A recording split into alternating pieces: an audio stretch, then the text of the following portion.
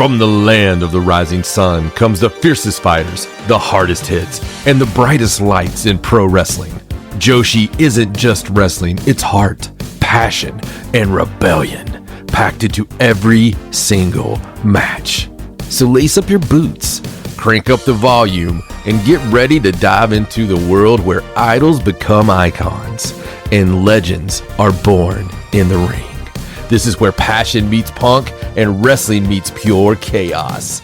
Welcome to the Cult of Joshi with your host, Raja and John. Hello, and welcome back to another episode of Cult of Joshi. I'm your host, Raja, and I'm joined by my co-host, John. Hello. And you guys are going to get to hear a lot of me yapping today because we're dealing with a little toothache. Just a little. I'll be able to talk some. It's not that fun, though. It's not that bad. It just feels like I got attacked by the entire 1990s roster of All Japan, and they all did curb stomps on my head on the concrete. Yes. You got super kicked to the face. Yeah. Multiple times. There's no pain worse than toothache pain. You're so right. But we did still have a great week of Joshi this week. We had a lot of fun, especially, our last show, we were just over the moon to discover that Utami Hayashishita was returning to the Stardom ring. So we got to see her first matches back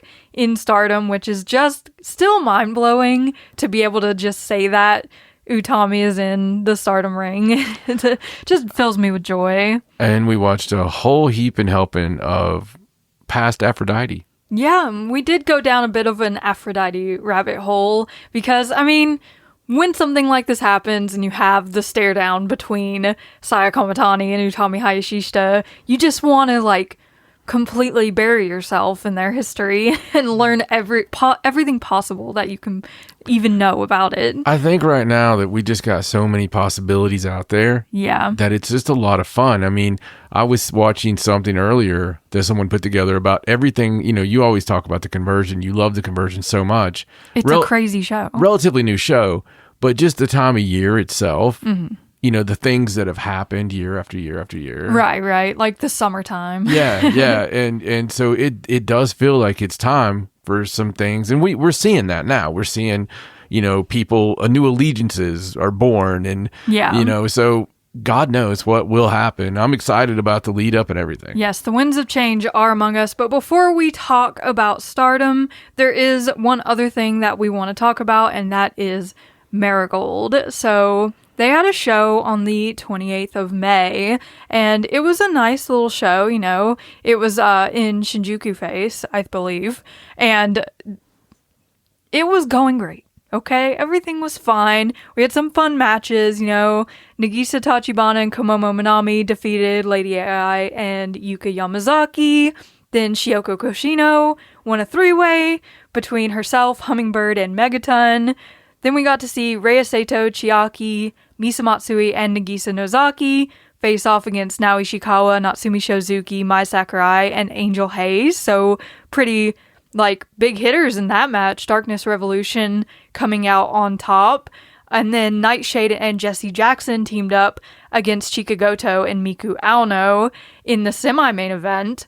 And that was really fun. Jessie Jackson's really fun to watch. She's a newer to me wrestler, and I've really enjoyed seeing her every time I've been able to. But then we got to the main event of this show, and if you don't know by now, this did not go the way that anyone involved thought it would go. It was for Seri Yamaoka's BEW Women's Championship against Maddie Morgan. So they were going to have this title defense and everything was going just fine. But then only 4 minutes into the match, Seri Yamaoka threw just a run-of-the-mill drop kick, honestly, into a back bump. But she ended up dislocating her shoulder pretty badly on the bump. And she just immediately could not go on with the match and they had to call it and stop it. And, she was holding her arm. She tried a few times to kind of, move it around and maybe pop it back in.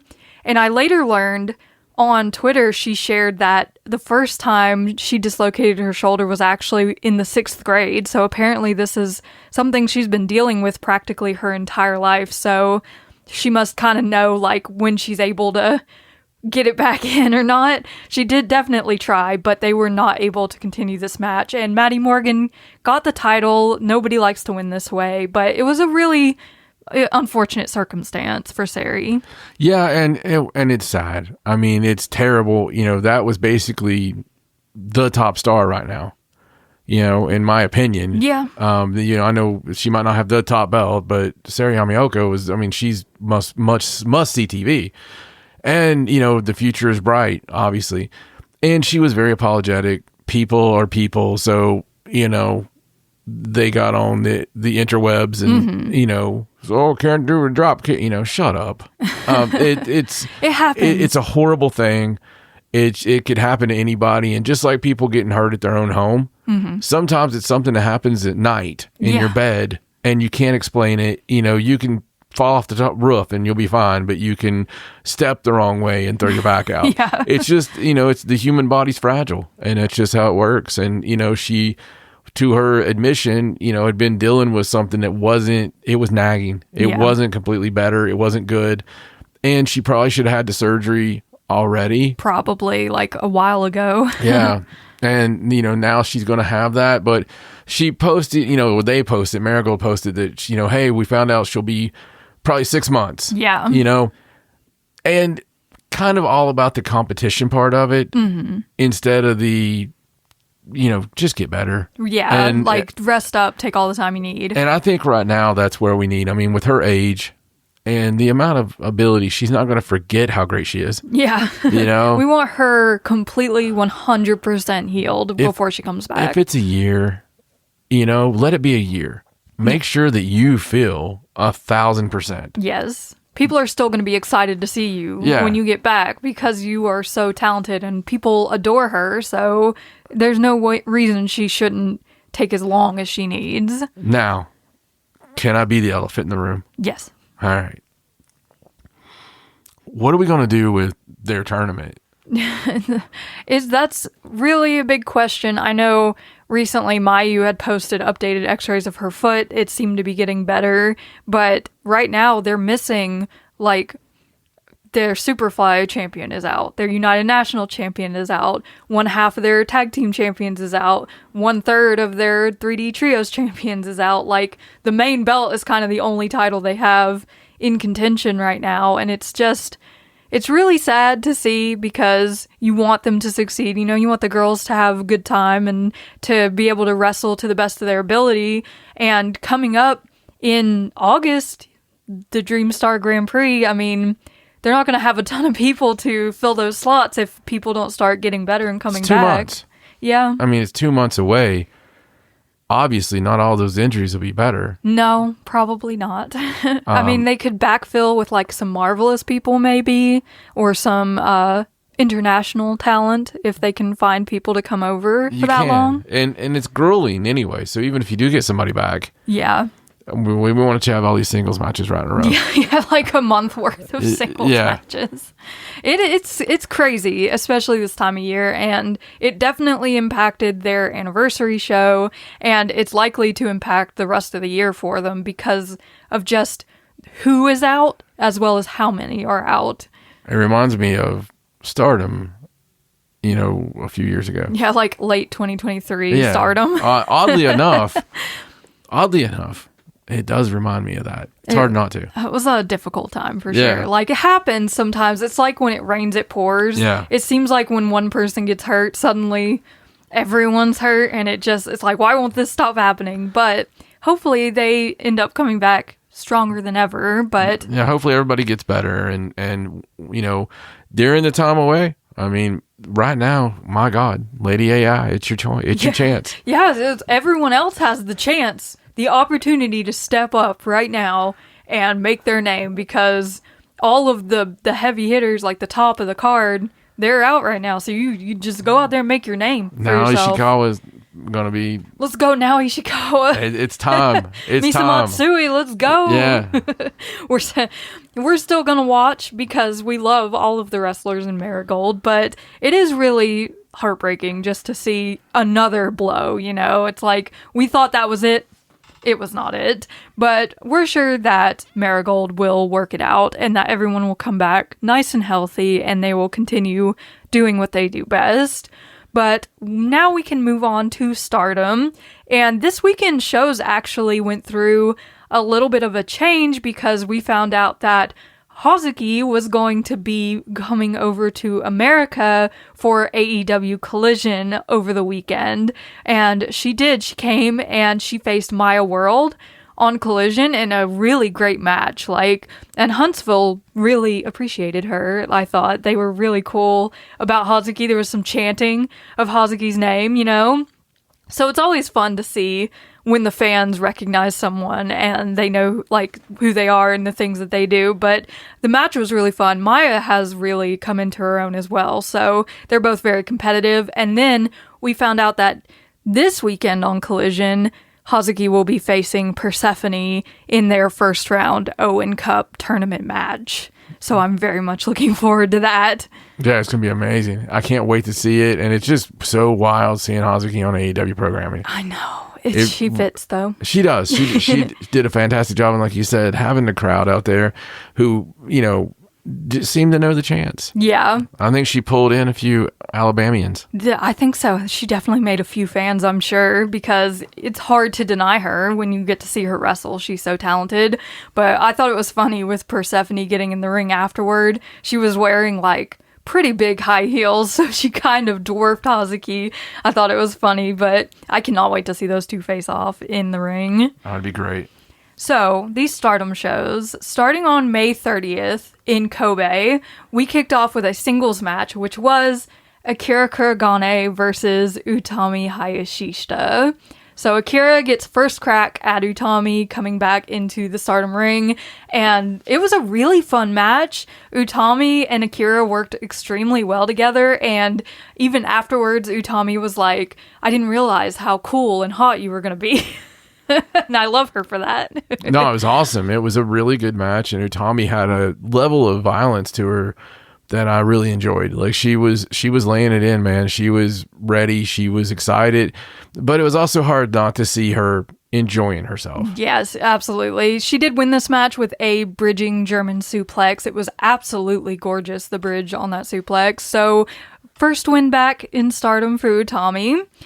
In the next match, we had a 6-man match where Azusa Inaba, Ruaka, Natsukatora took on Ronnie Yagami, Tomoka Inaba, and Shiri. So fun little God's Eye versus Hate match here. Shiri won this one for her team by pinning Azusa Inaba. And then in the next match, we had a 3-way match. Matsui Hamabe versus Rion versus Waka Tsukiyama. So Rion came out to this match wearing the bows that she had taken from the ring at Korakuen Hall that Maki Ito left behind. She had them in her hair. So that was kind of a, oh, what are we doing here kind of moment. Yep, we noticed it when she took them. Yeah, she definitely was staring at them after the Korakuen Hall match. She walked by the camera, just gazing at the bows. So now she has them in her hair.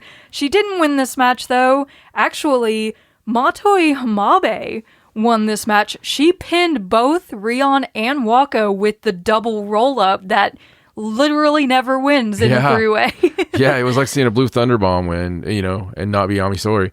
It was, it was awesome. And, having Matsui, whether it's a slip over or double slip over or not, Matsui wins a match. I know, dude. We were so excited. And not that she hasn't won, but, this was a big time win, it felt like. Yeah. And, a little bit of vote of confidence there. I definitely didn't expect her to win, so it was really exciting when she did win this. Yes. In the next match, we saw Kikyo Furusawa and Koguma versus Hanako and Maika. And there was a little stipulation for this match wherein if Maki Ito were to be found or show up, this would become a handicap match. I guess we should talk about the missing Maki Ito and the signs and... Oh, yes, because on our last show, we talked about how she went missing, right? Yeah. After the Korakuen Hall show, and Kikyo had been looking for her. She put out a wanted poster. So she's been, between then and this show, she had been looking for her literally everywhere, in the bushes, all over the place. She's putting up signs and wanted posters. Even before this show, she was taping up the wanted poster. She taped one to the cameraman's back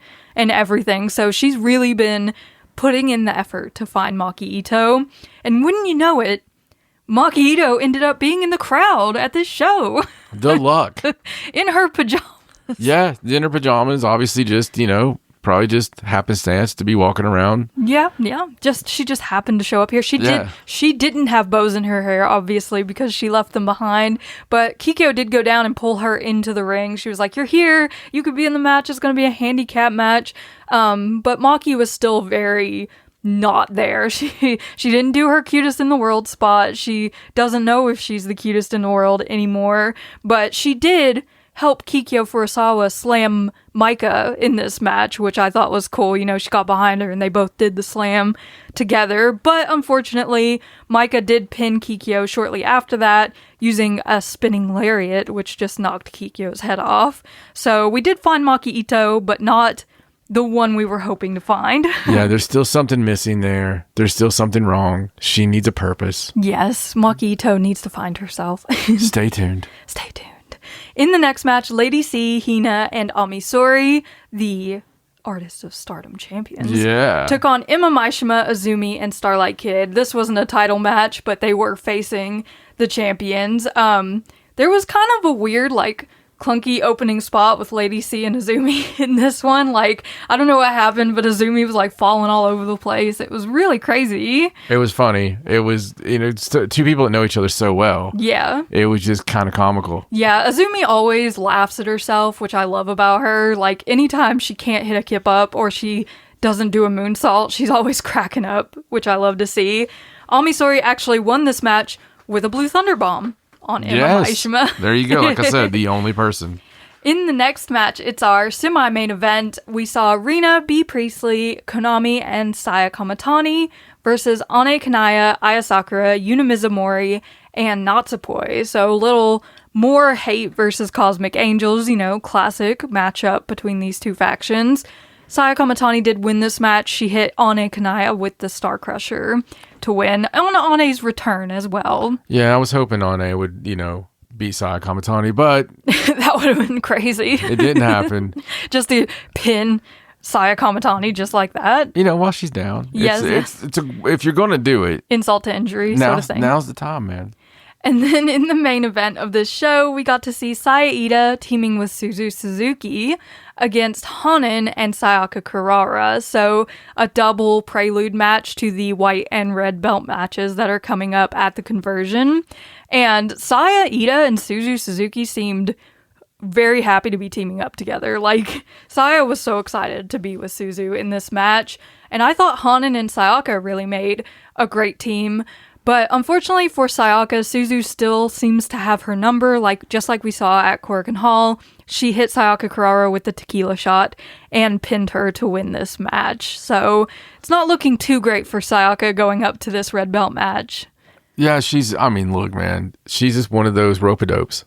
She takes everything you got, get to see what she's got, formulate her plan, and then she'll be ready for destruction. Because her spear is better than Suzuki's, I'm sorry. Yeah, Suzu kind of does the, flipping spear, which doesn't look like it hits as hard as Sayaka's just, run into a brick wall type of spear. No, but it's going to be, you had the ultimate babyface team with Hanan and Kurara. It's crazy, actually, how babyface they are. It is. It's so much fun. And Saya Ida's always kind of low-key heel anyway. It's those chops. Yeah, it's also the group she's in, but the secret heel group stars. I think that if it wasn't for Hanan, that group would be the hilliest heel group of all time. You think Hanan Sunshine just overcomes the heel? I do. I think it's like the character of Patrick Swayze in The Outsiders. Like he would be a Soch. They used to talk about if it wasn't for the boys, he would be a Soch. Yeah.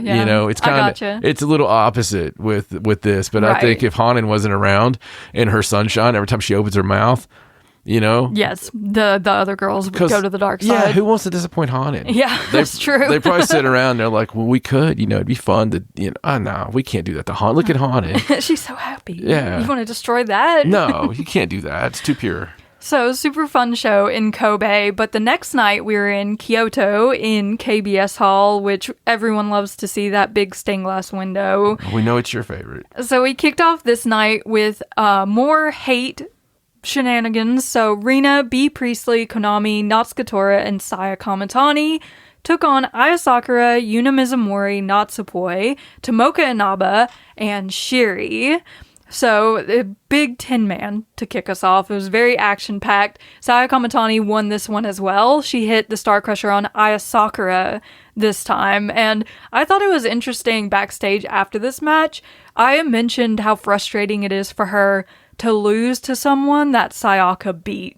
Even though it's Saya Kamatani, it's like she still compares herself to Sayaka because they're classmates in the dojo and everything. I think she's feeling a little left behind. It's gonna come out. I mean, look, we've been looking for this forever. Yeah. And it felt like a year ago it almost happened. Yeah. And like when they were tagging a lot. Mm-hmm. Yeah, I'm not so sure this thing's not. It's going to come to a blow. I mean, it is eventually. Yeah. And they're still holding those new blood belts. Yeah, I think there's definitely something there in the background that, especially for Aya Sakura, who's kind of, I mean, she's not the red belt champion and her partner is, so It's got to feel some type of way for her. It is. I mean, it just feels like it's always something that's on the simmer. Yeah. You know, that it's back there simmering. Potentially boil over. Yeah. At any moment. Yeah. Especially when you're not looking at it and it boils over and gets cooked milk all over your stovetop. Oh, and then it stains it. And it stinks. Yeah, it's terrible. In the next match, we had a tag match where Saya Iida and Hanan took on Matoi Hamabe and Utami Hayashishita. And let me just say, this match was just pure joy from like start to finish, but the best part of the match by far was when Saya Iida and Utami Hayashishita got in the ring together and were able to face off. And even though they're like throwing hands at each other, like Utami with the forearms and Saya Iida with the chops, Utami is just smiling from ear to ear, and she's so happy to be back in the ring with her classmate. They were very close coming up through the Stardom system, and now they're just happy to be back in the ring together like this. And it even showed after the match when Saya Iida picked up Utami and was like spinning her around, and I thought it was cute. Hanan retweeted that video and said, "Is there any better time for my song to be playing?" Because Hanan won this match by pinning Matoi, so her song was playing while they were hugging and spinning around. It was just so nice. Like, the pure happiness in this match was beautiful. It was. And you're right. Utami is shown through. I mean, she's just having the best time right now. And that's great. But also, Utami teamed with Matoi. I can't help but be the person that brings up Queen's Quest. Yeah. I'm sorry. we know not everyone wants to talk about it. But it's there. It is. And she seems... She just seems like a leader, man. I don't care. Utami does not seem like a second in command. Yeah, you know, fair. She's a leader, and I don't know. Matoi also seems like someone that would be wonderful recruit for Queen's Quest. She does scream kind of the Queen's Quest aesthetic, doesn't she? Like, it all kind of clicked and made sense when we saw this match. We were like, Matoi and Utami. Oh, yeah. That makes so much sense. You could drop her right into any of the previous lineups. Yeah. And she looks like she belongs in it. She does, 100%. And then backstage after this match, Saya Iida and Hanan, you know, they've been trying to recruit Matoi for Stars, but they just went ahead and threw an invitation out there for Utami as well. And, you know, Utami's like, I've never been in Stars. But, of course, both Matoi and Utami want a little more time to, like, Utami wants to get settled first and, like, get her bearings, and Matoi hasn't made a decision about what faction she wants to be in, so Stars is still without an answer. Yeah, I mean, and it's felt like something's been brewing for a while, but my conspiracy theories have went out the window now because of something else that happened, so... Everything is just all crazy and up in the air at this point. Yeah. Next match, we had an 8-man match where Rion, Waka Tsukiyama, Kikia Furusawa, and Maki Ito took on Kyoko Katatsu, Lady C, Hina, and Ami Sori. So in this match, we at least got Maki back in her gear.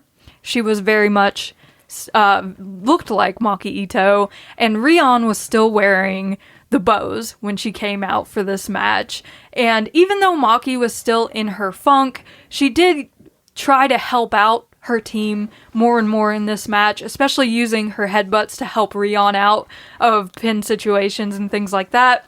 Unfortunately, Hina did end up pinning Rion after hitting her with a jackhammer, and then Hina got on the mic and she told Maki Ito if she can up the numbers of the Ito Respect Army and get back to her being herself, they would be happy to offer them an Artist of Stardom title match. So she's like, when that happens, come and find us. We'll have a title match. So they left. God's Eye left. And we were left with our 4 people in the ring. And Rion had, I don't know if she just like something clicked in her mind, but she was like, I know what to do. She took the bows out of her hair, and her and Kikyo put the bows back in Maki Ito's hair. And it was like a switch flipped, and suddenly Maki Ito was back with us. It was crazy. But then it got even better. Because Rion told Maki Ito that her one goal in wrestling is to earn money, and so she wants to join the Ito Respect Army. Hey, listen, we all have to have a reason, right? Right. And she did it. She did the right thing. And it's where she belongs. It reinvigorated Maki Ito even more. Yes. And she hugged her. She's got 3. She hugged her girls. They went off. I can't wait to the full actual entrance. Yeah. Of the Ito Respect Army. I can't wait to see it with all 3 of them. Yeah, I know. It's going to be so good. I hope she wears pink bows to match her aesthetic.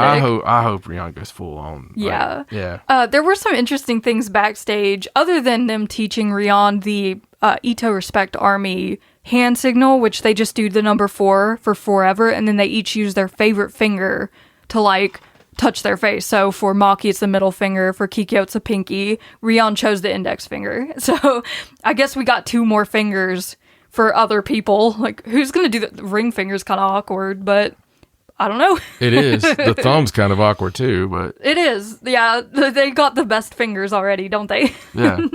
But also, I thought it was interesting. I don't know if it means anything, but when God's Eye was backstage, Kyoko Kotatsu just mentioned that she had added a bow to her gear on her hand. Like, there's a bow on the back of her hand thing on her gear, and she mentioned it, that it was there, so we know what bows mean. But I don't know, we've seen Kyoko with the Ito Respect Army in the past, just as like helping them out, she sang on stage and all that, so I don't know, maybe Maki Ito's her influence is spreading. I would love it. And also poor Waka. Oh my goodness. Waka backstage all alone. She was so sad. She's like, I don't have any money. I don't have any food. I'm hungry. And she's like laying on the floor in the fetal position. But luckily, Saya, Ida, and Hanan were nice enough to come up and offer her a banana. And I don't know if that's going to turn into Waka eventually joining Stars. But they were very kind to give her some food because, Waka, she's not doing so great money-wise recently. Yeah, well, the bananas should go a long way. So. I love bananas. They're delicious. In the next match, we saw Akira Kuragane and Suzu Suzuki team up against Ane Kanaya and Sayaka Kurara. And man, everybody in this match was laying it in.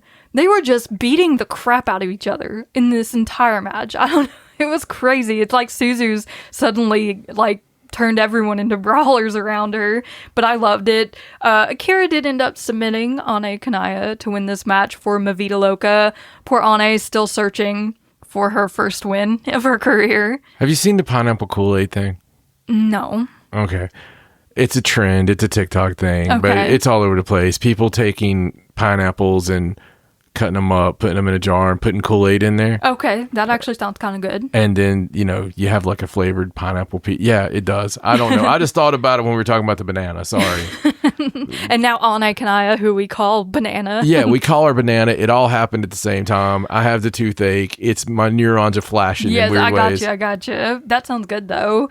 But yeah, this match was really fun. Obviously, more of that preview between Sayaka and Suzu, but it didn't end in the ring because Suzu and Akira were backstage giving their backstage comments after the match, And out of nowhere, Sayaka just flies in and starts attacking Suzu Suzuki. So they're just beating the crap out of each other more backstage in this hallway. And eventually Suzu gets the upper hand because it's Suzu and she kind of knows how to handle herself in a fight. But Sayaka was like yelling at her like, you've been making fun of me and I'm not going to let you continue to make fun of me. And we'll see what happens when this title match. And I was like, oh my gosh, she's lost it. I love it. I love it. Let her be violent. Bring the violence on. I want to see it. So yeah, even at the end, Suzu shoved the belt back in Sayaka's face and ended up busting her eyebrow open. Like, it was crazy. She's like got blood all over her and everything. This match is gonna be so good. They're gonna go for it, aren't they? Yeah. Listen, Sayaka Kurara she's stiff, dude. She's mean when she wants to be. She has it out there. Yeah. She's one of those poi types that you don't see it because she's coming out there like blinking and making ding, ding, ding, you know? Yeah. And it's just fine. But I notice it. I notice it all the time. It just feels like she's just taking it all in. Yeah. She's just taking it all in. She'll stare at them blankly as they're cussing her out. And it's just like. But she knows what's happening. Yeah. It's like whatever's going on in that girl's head. Yeah. I don't want to know. I definitely think this is a result of facing Suzu a couple times and kind of getting a feel for what she's about and throwing it back at her, essentially. Like you said, Sayaka likes to form a plan and execute it at the perfect moment. So by the time we hit the conversion in a couple weeks, I think she's going to have it down pat and we're going to see something crazy. I can't wait. I can't wait either. I'm really looking forward to this match. In the next match, we saw Azusa Inaba and Ruaka team up against Sariano and Fua-chan, our new favorite tag team. Sariano and Fua-chan just make the most wonderful team, don't they? Oh, yeah. They're a wonderful odd couple. Fua-chan won this match. She rolled up Azusa Inaba to win for her team. And then Ruaka and Azusa did not take kindly to that and attacked both of them after the match, put a little smackdown on them because they were not happy about losing this match. But Sariano and Fua-chan are just too much of a force. Yeah, I love that at the end of this match, Sariano on her 11th anniversary, she give the double high five. Yeah, she finally acknowledges. And Fua-chan just like looks at it, and she gives it to her, but she looks at her hand, and she's like, and then she tries doing it over and over, and Sariano's just walking away. I love it. I love Fua-chan so much. She's just that person. You can relate to her in so many ways and her excitement for what she's doing. Absolutely. I just love that about her. Yeah, and when you think of odd couple tag teams, this is the energy I want from an odd couple tag team. Like the most crazy, energetic person in the world with the most laid back, couldn't give a crap about anything person. but at the same time, you have to be able to see that person that's laid back does actually like the other person. Right, yeah, she cares about her. We can tell. No matter what's being said, because I didn't get that vibe with her and Poi back in the day. Yeah, no, they just seemed like they didn't like it. They wanted to be better than each other. It was the same gimmick, basically, but she was always just like, no. Yeah, calling her the wrong name and stuff like that, yeah. And until they became, Right, eternal. Right. Until they became besties again. But it's the little things like offering the high five where it's like, oh, Sariano's might actually be enjoying herself. Yeah, I love it, man. Then we have the main event for this Kyoto show where we saw Emma Maishima, Miyu Amazaki, Azumi, and Starlight Kid versus Rana Yagami, Koguma, Hanako, and Maika. So we got Miyu Amasaki back. Welcome back from her little sickness that she had to take a break for a few days. So she got to come back for her hometown. And of course, we've got Hanako on the other side, who is also a Kyoto girl. So they always get big match in this KBS hall. But this was a lot of fun. Obviously, we had, some bear shenanigans and stuff like that. Emma Maishima, once again, kind of proving that she's a perfect fit for Neo Genesis. She just works perfectly along with them. Unfortunately for Neo Genesis, they didn't win this match. Hanako pinned Emma Maishima after the JP coaster.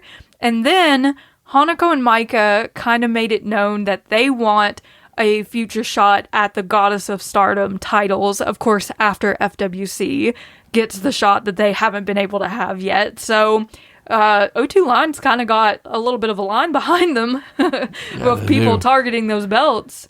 They do. And I mean, I can't wait to see some of those matches take place. I mean, it's all good talent that's there, and it's going to be great tag matches. I mean, there's so much going on right now and so many different layers. It's like the layers have layers. Yeah. I mean, even like every belt has a good like run of challengers right now, and everyone wants a shot to get to the top. It's really fun, really competitive. Even after the match, backstage with Neo Genesis, they had a little conversation once again about how they want Emma to join, but Emma's not quite like ready yet. And Miyu Amasaki was kind of talking about how she joined a faction literally right out of the gate after her debut when she joined Queen's Quest, and she kind of was like, you know, do you not do something because you're afraid of failure, or do you do something despite there being the chance of failure? So Emma said she wanted to show her true feelings to Miyu Amasaki and asked her for a singles match. So that will be coming up very soon, those two against each other, which should be very exciting. Yeah, it'll be interesting. I mean, the one thing, I don't know how Stardom does it. I really don't, because you have other feds out there that have the same, you know, roster and stuff, and sometimes it feels like filler shows. Mm-hmm. It just does. And for somehow Stardom, who have in the past also had filler shows. Yes, very much so. But it's felt like for a good little piece now that it's been no filler, all killer. Yeah. You know? Yeah, ever since, especially since All-Star Grand Queendom, it's like they hit the ground running and haven't stopped. It's crazy. And, you know, we talked about before how house shows will have one, you know, maybe two things that could be important, you know, and you want to see that stuff that gets continued on. Right. These shows both felt like important shows to me. Right. It's like every match has a story, and like they're continuously updating things like Rion joining the Ito Respect Army, title challenges, everything's just like Sayaka going after Suzu backstage. I mean, you can't miss a single show because something crazy is going to happen. No, it's really, I love it. I love where they're at right now. It's a lot of fun. It's fun as hell, actually. It really is. You can see why they're getting so many new fans. Yeah, I'm so always excited to tune in because I know that I'm going to see, one, fantastic wrestling, and two, some storyline stuff that I wasn't expecting to see. And I'm looking forward to the fact that the next time we come to everybody, I'll either have one last tooth or a filling. Yes. Hopefully by this time next week, you will no longer be in pain. The next Stardom show's coming up. They don't have cards for them yet. It's this weekend, the 6th and 7th of June. And then after that, we just have a Cork and Hall show the next weekend. And then it's the conversion. So literally 3 shows between now and the pay-per-view. So I'm excited to see what happens between now and then. And like we talked about, things go crazy at the conversion every year, so you never know what's gonna happen. But that's all we have for you guys today. Make sure you're following us on all of our socials at Cult of Joshi, on X, on Instagram, on Facebook. Subscribe to the Cult of Joshi YouTube channel. We love seeing you guys there. And comment on this video what you thought of these shows and anything else that you've been watching, honestly. We love to hear from you guys. But for now, that's all we have. I'm Raja. He's John. So long from the Cult of Joshi. Bye!